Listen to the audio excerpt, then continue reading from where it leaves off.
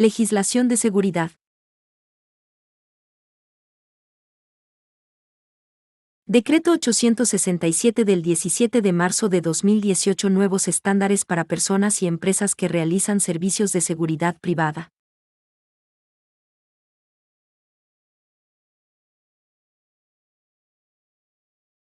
Decreto 867 del 17 de marzo de 2018. Nuevos estándares para personas y empresas que realizan servicios de seguridad privada. Autoridad fiscalizadora. Corresponde a las prefecturas de Carabineros de Chile y a la Prefectura de Seguridad Privada de los 10 de Carabineros de Chile. Lo anterior sin perjuicio de la autoridad institucional que corresponda, tratándose de entidades ubicadas en recintos portuarios, aeropuertos u otros espacios sometidos al control de la autoridad militar, marítima o aeronáutica, GGSS, nochero, portero o rondín es aquella persona natural que presta servicios de seguridad privada, y que otorga personalmente protección a personas y o bienes dentro de un recinto o área determinada previamente delimitada y que no se encuentra autorizada para poseer, tener o portar armas de fuego en el ejercicio de sus funciones. Requisitos del guardia de seguridad: ser mayor de edad, tener condiciones físicas y psíquicas compatibles con las labores a desempeñar conforme certificado médico. Decreto 867. Nuevos estándares seguridad. Haber cursado la educación media o su equivalente. No encontrarse actualmente acusado o haber sido condenado por crimen o simple delito. No haber sido sancionado por actos de violencia intrafamiliar. No encontrarse formalizado por tráfico ilícito de estupefacientes y sustancias psicotrópicas. Lavado y blanqueo de activos o conductas terroristas. No haber dejado de pertenecer a las Fuerzas Armadas, Fuerzas de Orden o Gendarmería, producto de una sanción disciplinaria. No haber sido sancionado de acuerdo al Decreto Ley 3607 o sus reglamentos de manera reiterada los 2 últimos años. Es decir, cuando registre 2 sanciones en los últimos 12 meses contados a la fecha de solicitud de autorización. Decreto 867. Nuevos estándares seguridad. De las entidades o actuaciones de seguridad ni de su personal o medios como miembro de las Fuerzas Armadas o de orden o seguridad pública en los últimos 6 meses desde la solicitud de autorización. No haber sido sancionado conforme la Ley 19.327 de Derechos y Deberes en los espectáculos del fútbol profesional y su reglamento. Aprobar los exámenes exigidos. Las entidades que tengan bajo su cargo guardias de seguridad, porteros rondines o cualquier otra persona natural que ejerza funciones de seguridad privada, deberán, a su costo, someter de manera anual, a exámenes médicos, físicos y psicológicos. Cualquier persona natural o jurídica podrá contratar personas que presten servicios de seguridad privada, tales como guardias de seguridad, porteros o rondines para brindar protección a una vivienda o grupo de ellas, locales comerciales, conjuntos residenciales, y otros lugares que por su naturaleza requieran de este tipo de servicios. Asimismo, los interesados podrán contratar los servicios de una empresa debidamente acreditada, que provea recursos humanos para estos fines. En el caso que la autoridad fiscalizadora determine que un conserje ejerce funciones de seguridad privada, se entenderá que cumple requisitos de guardias de seguridad, portero o rondín, obligatoriedad del uso de uniforme. Las personas naturales que presten servicios de seguridad privada deberán en todo momento utilizar uniforme conforme siguiente detalle: gorra color negro modelo militar, camisa color negro manga larga o corta según época año, pantalón color negro tela gruesa o delgada según época, calzado y calcetines negros, cinturón sin terciado de cuero negro, con cartuchera para portar bastón retráctil si procede, chaleco de alta visibilidad de color rojo, chaquetón impermeable color rojo. Con letra seguridad privada, el empleador no podrá exigir al trabajador que se proporcione el uniforme, ni tampoco deducir, retener o compensar por este concepto suma alguna. La autoridad fiscalizadora, en consideración riesgos y vulnerabilidad de la actividad, podrá exigir el uso de chaleco antibalas y chaleco anticorte, ambos certificados por el Laboratorio de Resistencia Balística del Ejército de Chile. Asimismo, se podrá exigir el uso de bastón retráctil, esposas o elementos de contención que la autoridad fiscalizadora considere necesario. Todos estos implementos de seguridad no podrán ser costeados por el trabajador, como tampoco deducir, retener o compensar por este concepto suma alguna de la remuneración del trabajador. En lo que se refiere a la capacitación del personal de seguridad privada, deberán realizar cursos de conocimientos legales, derechos fundamentales, primeros auxilios, prevención y control de emergencias, manejo y uso del bastón retráctil, conocimiento de sistemas de alarmas, uso de sistemas de comunicación, educación física entre otras. El curso de capacitación finalizará con un examen ante Carabineros de Chile, que entregará a quienes lo aprueban un certificado de aprobación. En el caso de los requisitos para desempeñarse como vigilante privado, las diferencias residen en la edad 21 años en este caso y el color de uniforme azul a diferencia del negro de los guardias de seguridad, como asimismo el curso de manipulación de armas. El resto de las exigencias son comunes. Ministerio de Seguridad Pública, Chile, creado mediante la Ley número 21.730, promulgada el 27 de enero de 2025 por el presidente Gabriel Boric, entró en funcionamiento oficialmente el 1 de abril de 2025. Su propósito central es coordinar el orden público, prevenir delitos y combatir el crimen organizado, con funciones a nivel nacional y regional. Estructura. Cuenta con 2 subsecretarías: Subsecretaría de Seguridad Pública, encargada de coordinar Carabineros, PDI y el combate al crimen organizado. Subsecretaría de Prevención del Delito con foco en programas comunitarios, reinserción y atención a víctimas. Principales funciones: coordinar las fuerzas de orden, Carabineros, Gendarmería, Inteligencia Estatal, implementar el Centro Integrado de Coordinación Policial, CICPOL, para responder a situaciones complejas. Activar un Sistema Nacional de Protección Ciudadana, similar al 911, integrando policía, ambulancias, bomberos y otros servicios de emergencia. Coordinar políticas de prevención del delito, protección de víctimas, control de armas, seguridad privada y cooperación con el Ministerio Público. Descentralización a través de Ceremis y departamentos provinciales de seguridad pública en cada región. La nueva Ley de Seguridad Privada en Chile, que entrará en vigencia en noviembre, introduce cambios significativos en la regulación del sector. Se busca fortalecer el rol complementario de los actores privados, mejorar la formación del personal y aumentar la capacidad fiscalizadora del Estado. Cambios clave: mayor profesionalización. La ley exige certificación obligatoria para guardias y jefes de seguridad privada, elevando los estándares del personal. Diferenciación entre guardias y vigilantes. Se distingue entre guardias, sin armas, prevención, y vigilantes privados, con armas. Según normativa, tecnología y fiscalización, se promueve el uso de sistemas de registro audiovisual y la integración de municipios con sistemas de televigilancia. Regulación de eventos. La ley regula el uso de armas letales y no letales en eventos, así como el uso de elementos defensivos. Mayor control y sanciones. Se establecen nuevas sanciones y multas por incumplimientos, además de un canal de denuncia anónima. Nueva entidad fiscalizadora. La Subsecretaría de Prevención del Delito asume nuevas funciones de fiscalización, certificación y autorización de entidades. Impacto en condominios. La ley establece reglas más claras y estrictas para la seguridad en condominios, con cambios en la contratación de personal y sus funciones. Protocolos de actuación. Se establecen protocolos conjuntos para análisis de vulnerabilidades, definición de objetivos de seguridad y actuación en emergencias.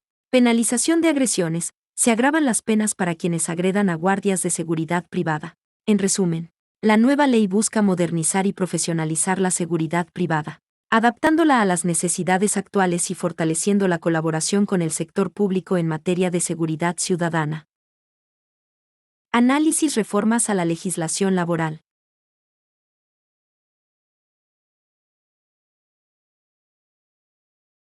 Análisis: reformas a la legislación laboral. ¿Cómo surgió el derecho laboral en Chile? Las bases del derecho del trabajo chileno surgen a comienzos del siglo XX, específicamente con el establecimiento de la Ley sobre Descanso Dominical número 1990 del 29-08-1907, que se entiende por legislación laboral. Se conoce por legislación laboral al concepto que engloba normas y leyes que regularizan la actividad laboral. Estas legislaciones incluyen tanto los derechos de los trabajadores como así también sus obligaciones. Y por otro lado se refieren también a los derechos y obligaciones que competen a los empleadores. La legislación laboral se cuenta entre las ramas del derecho, pero es de las más nuevas. Surgió en el siglo XX como consecuencia de las protestas y reclamos efectuados por los obreros. Estos reclamos exigían mejoras en las condiciones laborales, la seguridad en el trabajo y la estabilidad de los puestos, como antecedentes, tanto de la legislación laboral como de los reclamos. Podemos mencionar a la Revolución Industrial, Este hecho histórico tuvo un rol fundamental en todo este asunto con la implementación de máquinas en las fábricas. Abrió una disputa entre empleados y empleadores que desfavorecía a los primeros. Esto pasaba por la ausencia de derechos laborales que regularizaran situaciones como estas. Hoy en día, gracias a las protestas y el desarrollo de una legislación laboral, los trabajos se encuentran regularizados. Así una persona que empieza a trabajar para otra, cuenta con un contrato laboral. En este, se tipifican todas las cuestiones relacionadas al puesto laboral.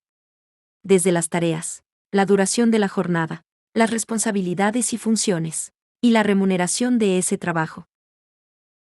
Legislación que describe las leyes laborales en Chile. Las leyes laborales en Chile se describen en el marco que regula las relaciones laborales y lazos entre empleadores y empleados.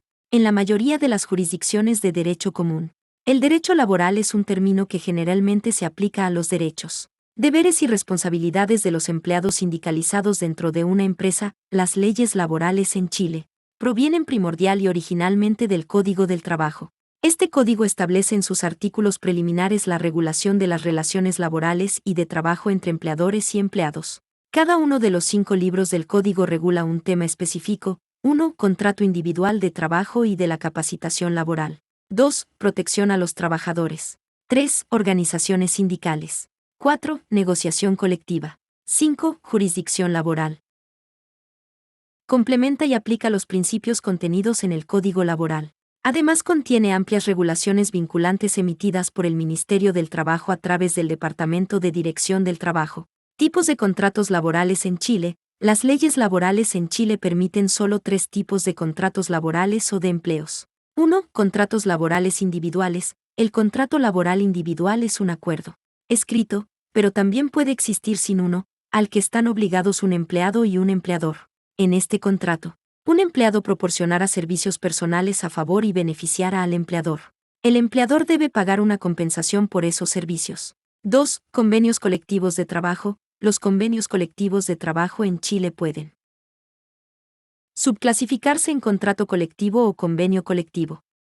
El primero es un contrato firmado entre un empleador y uno o más sindicatos, o incluso empleados no sindicalizados que actúan como un todo. Esto para negociar colectivamente y alcanzar condiciones de trabajo comunes y ciertas remuneraciones y beneficios. Este tipo de contrato debe ser acordado por escrito.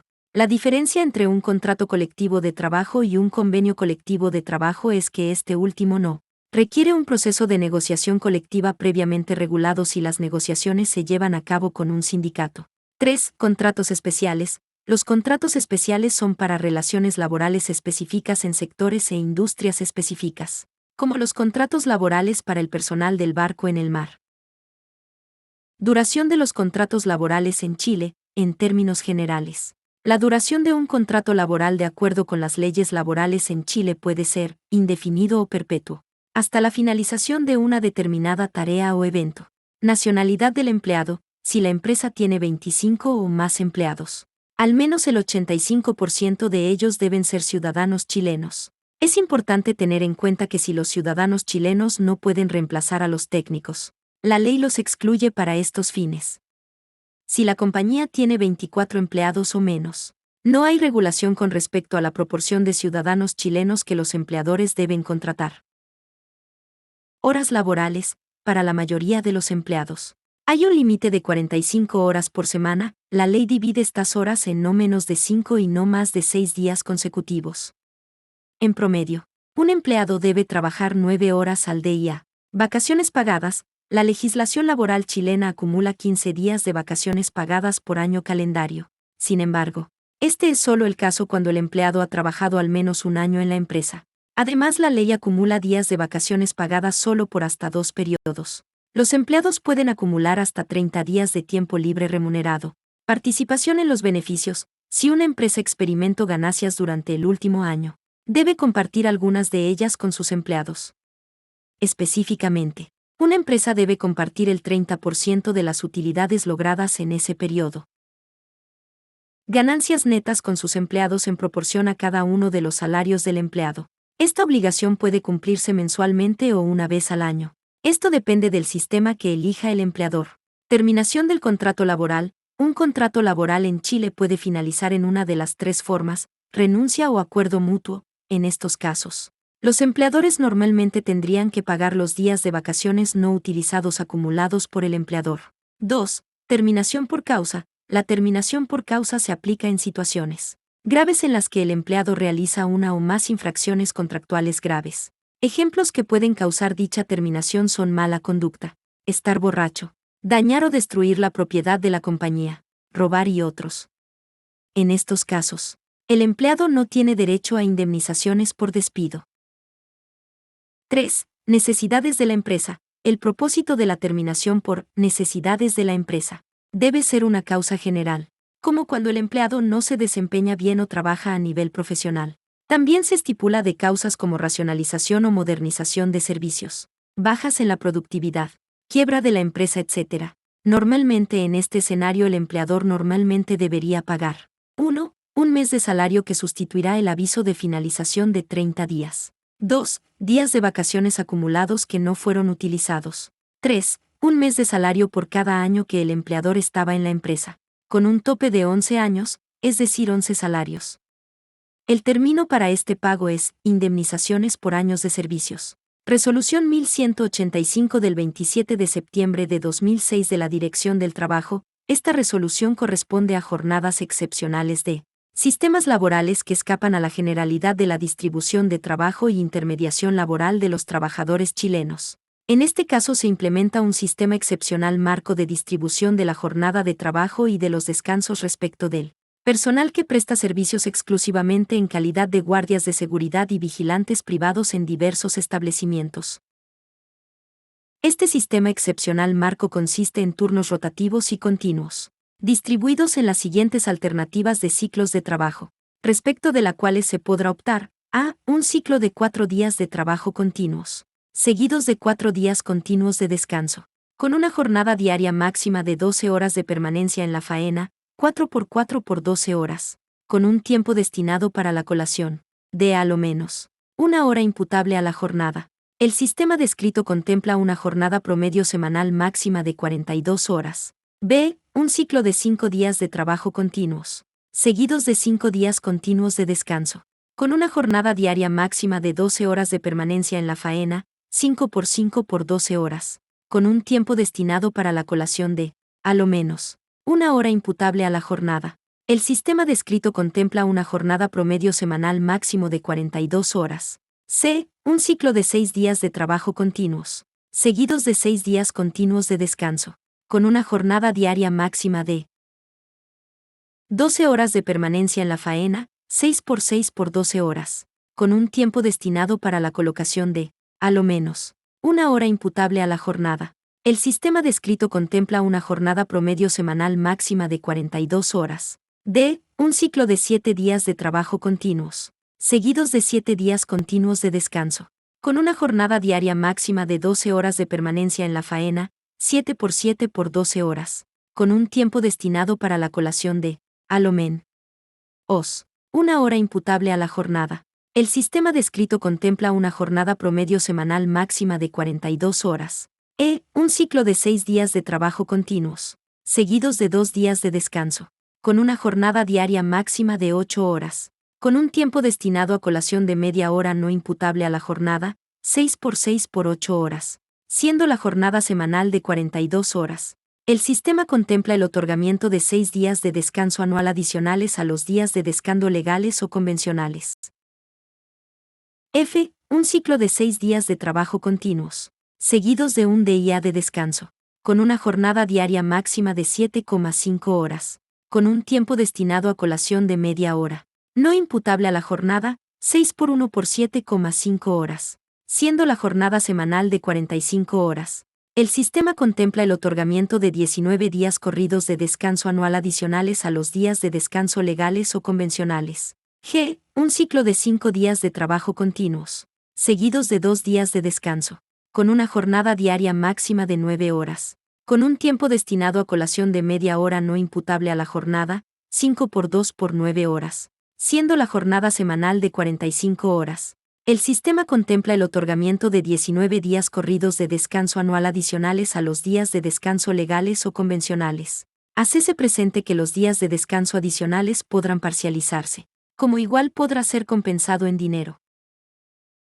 En Chile, la jornada laboral ordinaria es de 45 horas semanales, pero está en proceso de reducción gradual a 40 horas semanales, con la primera etapa ya implementada reduciendo a 44 horas semanales desde abril de 2024. La reducción a 40 horas semanales se alcanzará de manera gradual hasta el año 2028. Jornada laboral ordinaria, actual, 44 horas semanales, desde abril de 2024. Futura, 2028, 40 horas semanales. Distribución, puede ser distribuida en 5 o 6 días a la semana, según acuerdo entre empleador y empleado. Descanso, se debe considerar un descanso mínimo de 30 minutos durante la jornada, aunque no siempre se cuenta como tiempo trabajado. Horas extras, las horas trabajadas por encima de la jornada ordinaria se consideran horas extras y deben ser remuneradas con un recargo del 50% sobre el salario ordinario. Excepciones, algunos trabajadores están exentos de la limitación de la jornada laboral, como gerentes, administradores, apoderados con facultades de administración, y aquellos que trabajan sin fiscalización superior inmediata. También están exentos los trabajadores de naves pesqueras y los deportistas profesionales. Otros aspectos, es posible acordar con el empleador la distribución de la jornada laboral en un promedio de hasta 4 semanas, con un tope de 45 horas semanales, siempre y cuando no se superen las 40 horas en más de 2 semanas, si el trabajador está sindicalizado. Se requiere acuerdo previo con el sindicato para implementar esta modalidad de distribución de la jornada. En algunos casos, el empleador no puede negarse a que el trabajador anticipe o retrase su hora de ingreso, salvo que la empresa tenga un horario específico o si la naturaleza de los servicios requiere una hora de ingreso determinada. Ley de 40 horas, la Ley 21.561, también conocida como Ley de 40 horas, busca mejorar la calidad de vida de los trabajadores y fomentar la conciliación entre la vida laboral y personal. La implementación de la ley se realiza de forma gradual, con la primera etapa implementada en abril de 2024 y la reducción a 40 horas semanales prevista para el año 2028. Para implementar cualquier sistema, la empresa interesada deberá solicitar a la Dirección del Trabajo la autorización respectiva. Asimismo, en cada caso se deberá acreditar el acuerdo de los trabajadores respecto a este sistema.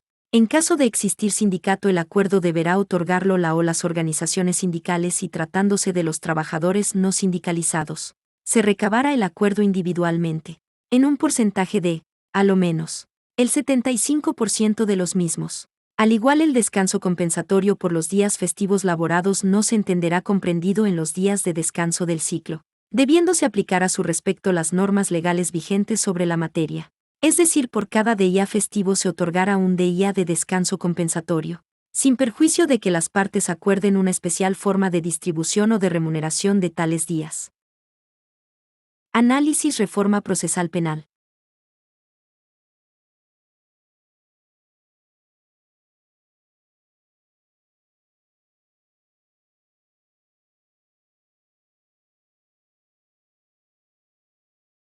Iniciada el año 2000. Esta reforma reemplazó el viejo sistema inquisitivo y escrito, donde el juez instruía y juzgaba el proceso, que operaba en Chile desde principios del siglo XX, por un sistema acusatorio y oral, cuyos protagonistas son los fiscales del Ministerio Público y los defensores, que deben litigar, acusando y defendiendo al imputado, respectivamente en procedimientos orales, ante los juzgados de garantía o tribunales de juicio oral en lo penal. Según sea el caso, las bases del nuevo sistema denominado adversarial son las controversias entre las partes involucradas, la elección de las audiencias como la metodología más eficiente para la toma de decisiones, y la inmediación. Esto es que el juicio se desarrolla ante el juez, quien decide de inmediato de acuerdo con lo que vio, eliminándose los expedientes escritos. Otra de las características de este sistema es la existencia de criterios de oportunidad y salidas alternativas que otorgan al Ministerio Público la posibilidad de regular su carga de trabajo y proveen de mejores respuestas al sistema penal frente al conflicto. Iniciada el año 2000. Esta reforma reemplazó el viejo sistema inquisitivo y escrito, donde el juez instruía y juzgaba el proceso, que operaba en Chile desde principios del siglo XX, por un sistema acusatorio y oral, cuyos protagonistas son los fiscales del Ministerio Público y los defensores, que deben litigar, acusando y defendiendo al imputado, respectivamente en procedimientos orales, ante los juzgados de garantía o tribunales de juicio oral en lo penal. Según sea el caso, las bases del nuevo sistema denominado adversarial son las controversias entre las partes involucradas, la elección de las audiencias como la metodología más eficiente para la toma de decisiones, y la inmediación. Esto es que el juicio se desarrolla ante el juez, quien decide de inmediato de acuerdo con lo que vio, eliminándose los expedientes escritos. Otra de las características de este sistema es la existencia de criterios de oportunidad y salidas alternativas que otorgan al Ministerio Público la posibilidad de regular su carga de trabajo y proveen de mejores respuestas al sistema penal frente al conflicto. Se crea el Ministerio Público, cuyos fiscales son los encargados de dirigir las investigaciones, formalizar y acusar a los imputados. Se crea la Defensoría Penal Pública para otorgar defensa profesional a los que no pueden tener abogado. Los casos ya no están en manos de juzgados del crimen, sino que se crean los tribunales de garantía y los tribunales de juicio oral en lo penal, que es el Ministerio Público. El Ministerio Público, Fiscalía, es un organismo estatal autónomo, que no es parte de ninguno de los poderes del Estado y que se encarga de dirigir la investigación de los delitos, formalizar la investigación en contra de determinadas personas, acusar a los presuntos responsables y proteger a víctimas y testigos. Trabaja en coordinación con carabineros e investigaciones y los organismos auxiliares, el Servicio Médico Legal y el Servicio de Registro Civil e Identificación. ¿Qué es un fiscal? Es el representante del Ministerio Público, que se encarga de investigar los delitos y, si el caso lo amerita, llevar ante los tribunales a los imputados como autores, cómplices e encubridores. Durante la investigación, el fiscal debe indagar lo que perjudique al imputado, pero el principio de objetividad lo obliga también a averiguar aquello que lo favorezca. En los juicios, defenderá los intereses del Estado y presentará evidencias en contra del acusado. ¿Qué es la Defensoría Penal Pública? Es la entidad estatal encargada de proveer un abogado defensor a todas las personas que así lo requieran y no contraten defensa particular. Funciona bajo la supervigilancia del Presidente de la República, a través del Ministerio de Justicia. La labor de esta institución es dar defensa legal y profesional al imputado, informarle de sus derechos y de los procedimientos legales en que se verá involucrado, y solicitar al tribunal medidas de protección en su favor. Estos defensores son públicos o pueden ser privados, licitados por la Defensoría. ¿Qué hace un juez de garantía? Un juez de garantía debe principalmente velar por que las autoridades, en particular los fiscales y los policías, no se extralimiten al perseguir a los sospechosos de un delito, afectando los derechos fundamentales del imputado. Debe decidir sobre cualquier materia que le consulten los fiscales durante sus investigaciones, en especial si es sobre alguna diligencia que perturbe los derechos garantizados en la Constitución, la privación de libertad o un allanamiento. Al juez de garantía también le corresponde aprobar las soluciones alternativas y los juicios abreviados o simplificados. ¿Cuáles son los derechos del acusado? El imputado cuenta con ciertos derechos.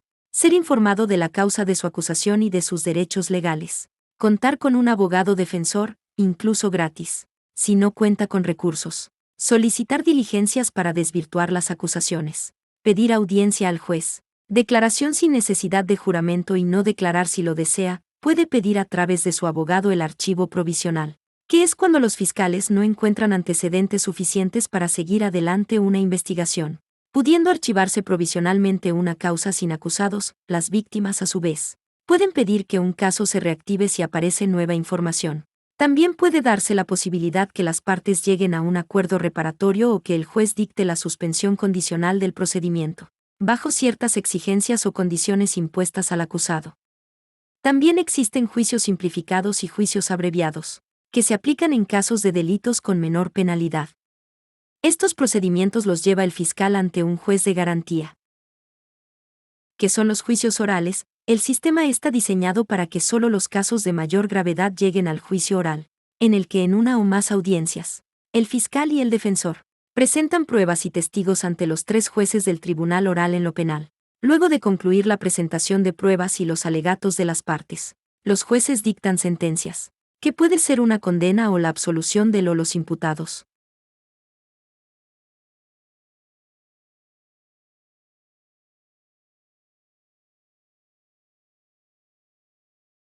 Principios básicos de la Ley 16.744 y sus reglamentos. Reseña histórica. En Chile, durante la dominación española. Se prohibía usar a los indios como bestias de carga, excepto en el transporte de artículos esenciales, debiendo ocuparse individuos mayores de 18 años y con cargas menores de 23 kilos. En caso de accidentes en las minas, los lesionados debían recibir asistencia médica y el 50% de un jornal. En 1916 se legisla por primera vez sobre accidentes del trabajo considerando su atención médica, pago de subsidios e indemnizaciones y se hace responsable al empleador sobre los accidentes. El año 1925.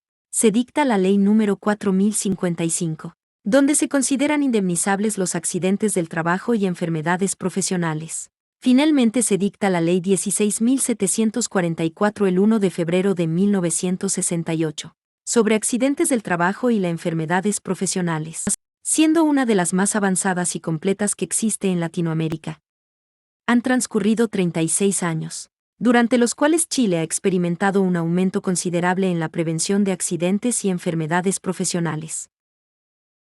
Al volcar la mirada en el pasado veremos que las leyes anteriores a la 16.744 solamente se preocupaban del aspecto reparativo y a la compensación económica por los daños que ocasionaban los accidentes y enfermedades profesionales a los trabajadores, no considerando en ninguna forma a la prevención de acontecimientos no deseados que deterioraban a la actividad productiva. La actual legislación, en cambio, se caracteriza fundamentalmente por considerar a la parte preventiva, y para ello crea entidades especializadas para su ejecución a cargo de expertos profesionales en prevención y médicos especializados en medicina ocupacional. En esta legislación podemos destacar las siguientes características: solidaridad, porque un gran universo de la comunidad contribuye con su aporte económico a financiar el sistema; universalidad, porque protege prácticamente a la totalidad de la masa laboral del país; integridad, porque la protección al trabajador es íntegra, vale decir, considera el aspecto preventivo, curativo, indemnización, rehabilitación y reeducación profesional; unidad, porque ante la ley, todos los trabajadores reciben los mismos beneficios, sin distinción de ninguna clase.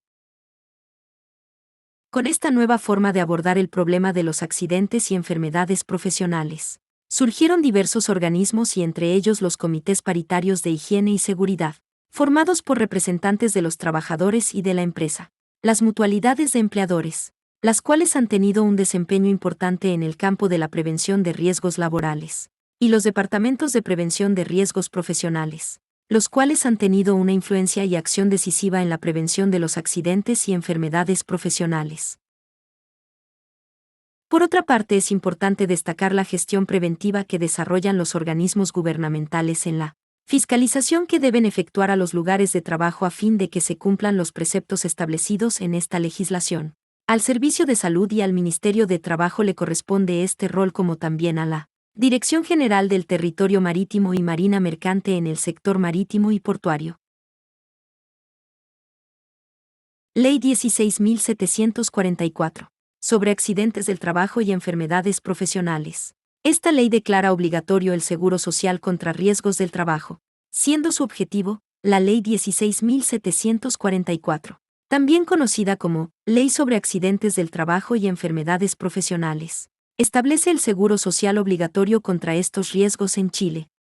Esta ley garantiza prestaciones médicas, económicas y de rehabilitación a los trabajadores que sufran accidentes laborales o enfermedades profesionales. ¿Qué cubre la Ley 16.744? Accidentes del trabajo: cualquier lesión que sufra un trabajador a causa o con ocasión del trabajo, que le cause incapacidad o muerte. Enfermedades profesionales: enfermedades contraídas como resultado de la exposición a factores de riesgo presentes en el trabajo. Accidentes de trayecto: aquellos que ocurren en el trayecto directo entre la casa y el trabajo, o entre dos lugares de trabajo. ¿Qué obligaciones tienen los empleadores? Afiliarse a un organismo administrador del seguro. Las empresas deben estar afiliadas a una mutualidad de empleadores o al Instituto de Seguridad Laboral, ISL. Implementar medidas de seguridad. Deben adoptar todas las medidas necesarias para prevenir accidentes y enfermedades profesionales. Proporcionar equipos de protección. Deben entregar a sus trabajadores los equipos de protección personal necesarios. ¿Qué prestaciones otorga la Ley 16.744? Prestaciones médicas: cobertura de atención médica, incluyendo exámenes, tratamientos y rehabilitación. Prestaciones económicas: subsidios por incapacidad temporal, indemnizaciones por incapacidad permanente y pensiones en caso de fallecimiento. Prestaciones de rehabilitación, incluyen programas de rehabilitación física, psicológica y laboral, quienes están protegidos por la Ley 16.744. Trabajadores con contrato, tanto dependientes como independientes, que coticen para el seguro. Estudiantes, en ciertas actividades y condiciones. También pueden estar protegidos por el seguro escolar. Prevenir con el propósito de evitar que ocurra el accidente o se contraiga la enfermedad profesional, curar para restituir al trabajador en lo posible su capacidad de trabajo, indemnizar para reparar la pérdida de los medios de subsistencia del trabajador, rehabilitar para devolver en todo o parte su capacidad de trabajo a la víctima, reeducar para ofrecer posibilidades de desempeñarse en un nuevo trabajo a la persona, considerando su capacidad residual de trabajo. Población cubierta. Personas a quienes protege. Todos los trabajadores por cuenta ajena, vale decir, aquellos cuyas relaciones laborales con entidades empleadoras, de cualquier naturaleza, se rijan por las disposiciones del Código del Trabajo y leyes complementarias. Los funcionarios públicos, de la Administración Civil del Estado, municipalidades y de instituciones administrativamente descentralizadas del Estado, los estudiantes, de establecimientos fiscales o particulares por los accidentes que sufran con ocasión de sus estudios o en su práctica educacional, los trabajadores independientes, todos aquellos que ejecutan algún trabajo o desarrollan alguna actividad industrial o comercial, sean independientes o asociados. Contingencias cubiertas. Accidente del trabajo. Accidente de trayecto. Accidente de dirigentes sindicales. Accidente de trabajadores, estudiantes de capacitación ocupacional. Para que una enfermedad pueda ser considerada como profesional, debe cumplir con los siguientes requisitos: ser causada de manera directa por el trabajo, provocar incapacidad o muerte, estar enumerada en el Decreto número 109. Enfermedades profesionales. Según el Decreto 109, el decreto clasifica las enfermedades profesionales en varios grupos, incluyendo enfermedades infectocontagiosas y parasitarias, causadas por agentes biológicos, como la tuberculosis bovina y aviaria, brucelosis, tétanos, leptospirosis, entre otras. Cánceres de origen laboral, como el mesotelioma pleural por exposición al asbesto o el angiosarcoma hepático por cloruro de vinilo. Enfermedades del sistema respiratorio, incluyendo bronquitis, neumonitis, enfisema y fibrosis pulmonar causadas por agentes químicos y biológicos. Enfermedades del sistema nervioso central y periférico, como la encefalitis, mielitis, neuritis y polineuritis causadas por agentes químicos y físicos. Enfermedades de los órganos del movimiento, como la artrosis, artritis, tendinitis y miositis, causadas por agentes diversos. Enfermedades del sistema circulatorio, como la angina de pecho y la cardiopatía isquémica, causadas por agentes físicos y químicos. Enfermedades de la piel, como la dermatitis por contacto, causadas por agentes químicos, físicos y biológicos. Trastornos mentales, como la neurosis profesional, depresión reactiva y trastorno por somatización, causadas por tensión psíquica. Enfermedades por exposición a altura geográfica o descompresión inadecuada, causadas por factores físicos. Enfermedades por agentes biológicos, como la infección por hantavirus, fiebre Q y rabia. El decreto también especifica los tipos de trabajos que pueden generar riesgo de desarrollar estas enfermedades profesionales. Por ejemplo, trabajos que impliquen exposición a polvo con asbesto, agentes químicos como el cloruro de vinilo, agentes biológicos, tensión psíquica, agentes físicos como la altura geográfica, entre otros. No existe aporte del trabajador. La fuente principal de financiamiento se encuentra en el aporte del empleador, que consiste en financiamiento, una cotización básica general del 0,95% de las remuneraciones imponibles que se paguen a los trabajadores, una cotización adicional diferenciada en función de la actividad y riesgo de cada empresa, que oscila entre un 0 y un 3,4% de las remuneraciones que pague el empleador a sus trabajadores, con el producto de las multas que cada organismo administrador aplique en conformidad de la ley, con las utilidades o rentas que produzca la inversión de los fondos de reserva, y con las cantidades que les corresponda por el ejercicio del derecho de repetir.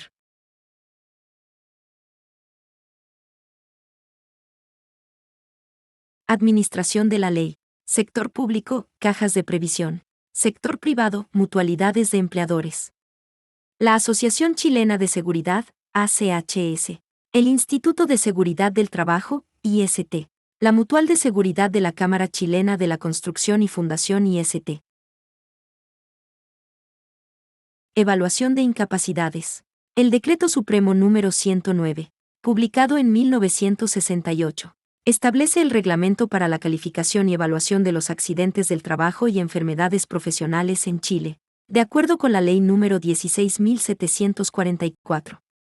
Este reglamento detalla el procedimiento para determinar si una lesión o enfermedad es de origen laboral y el grado de incapacidad resultante.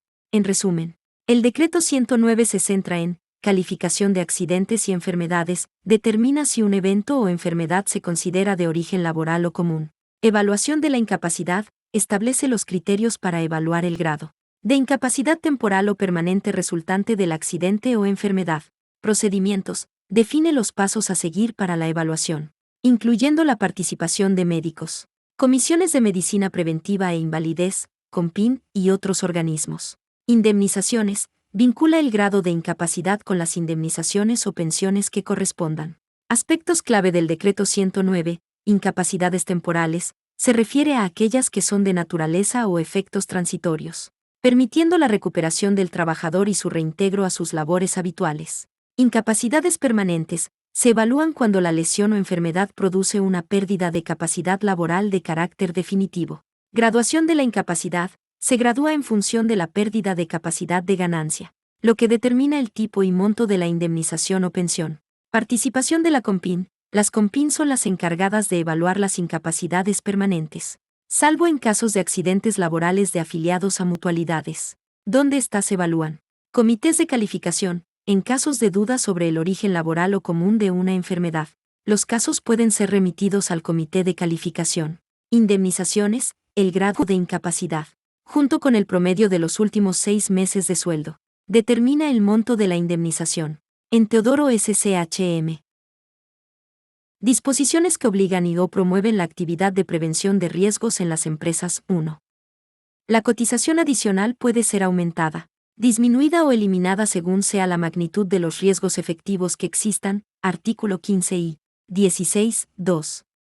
Los aparatos y equipos destinados a prevenir accidentes del trabajo y enfermedades profesional, como asimismo los instrumentos destinados a la investigación y medición de los riesgos profesionales quedan liberados de derechos de internación y cualquier otro tipo de gravamen de sus importaciones. Artículo 85, 3.